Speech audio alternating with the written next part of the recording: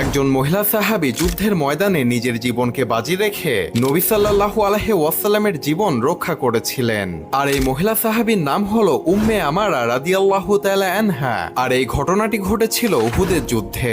উহুদের যুদ্ধে মুসলমানদের সংখ্যা ছিল 700 জন এবং বিপরীত পক্ষে কুরাইশদের সংখ্যা ছিল 3000 জন। এই যুদ্ধের ময়দানে উম্মে আমারা রাদিয়াল্লাহু তাআলা আনহার মূলত দায়িত্ব ছিল আহত মুসলিম যোদ্ধাদের পানি পান করানোর এবং চিকিৎসার সেবা দেওয়া। কিন্তু যুদ্ধের এক পর্যায়ে তিনি দেখলেন যে নবী সাল্লাল্লাহু আলাইহি ওয়াসাল্লামকে আক্রমণ করতে শত্রুরা ঘিরে ফেলেছে। তখন তিনি নবী সাল্লাল্লাহু আলাইহি ওয়াসাল্লামকে বাঁচানোর জন্য তরবারি ও ঢাল তুলে নিয়ে যুদ্ধের ময়দানে নেমে নবী সাল্লাল্লাহু আলাইহি ওয়াসাল্লামের সামনে গিয়ে দাঁড়ালেন এবং শত্রুদের বিরুদ্ধে যুদ্ধ শুরু করে দিলেন। তিনি একাই অনেকগুলো কাফের যোদ্ধাদেরকে হত্যা করলেন এবং এই যুদ্ধ শেষে তার দেহ ছিল রক্তাক্ত, কিন্তু তিনি গর্বিত ছিলেন যে তিনি নবী সাল্লাল্লাহু আলাইহি ওয়াসাল্লামকে রক্ষা করতে পেরেছিলেন।